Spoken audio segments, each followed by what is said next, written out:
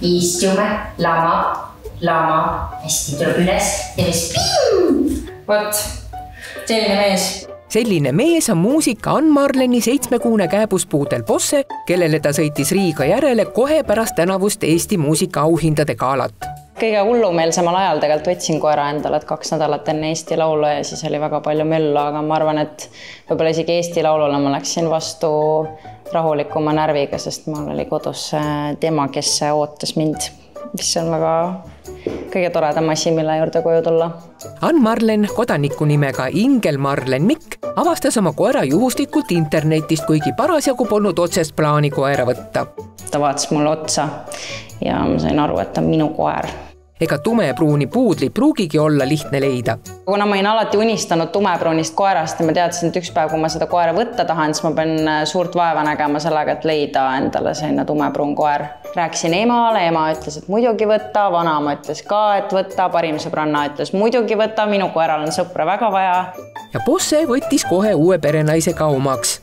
Tegi palju musisid, kui me tagasi sõitsime Eestisse. Ma isegi ei mäleta, milline see elu oli enne, kui mul teda ei olnud. Tõusev täht Ann Marlen on olnud Eesti Laulu finalist, nomineeritud Eesti muusikaauhindadel 2 kategoorias, äsjasel Kroonika meelelahutusauhindade galal oli nomineeritud Evelin Võigemast ja Maris Kõrvitsa kõrval aasta seksikaimaks naiseks. Ma olin pigem vist üllatunud, et ma tunnen, et Eesti on täis ilusaid ja seksikaid naisi ja ma olin väga meelitatud, et ma nende 3 sekka olin ära mahtunud, aga ma arvan, et Evelin vääris seda võitu. Ta ütles mulle ka, et mul on 20 aastat veel aega sinna auhinnani jõuda. Nii, palun visake mulle seda meeldis praegu. Esimesed trikid on Bosse lõpetanud Ann Marlen, aga ta läheb kindlasti ka kooli suve lõpul, kui perenaisel kõige kiiremad ajad möödas. Ta on väga õppimisaldis olnud.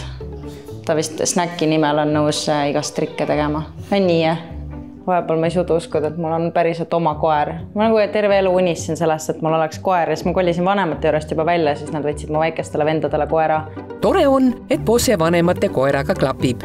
Mu vanemate koeraga ta saab hästi läbi, kuigi tema on veits rohkem kiusupund. Vanemate koer on näiteks mul hästi palju nagu aram ja sellisem nagu malbem, et tema on 3-aastane ja Bosse on 7-kuune, siis Bosse õpetab koru mängima, mis on väga tore. Tal on hästi tugev iseloom.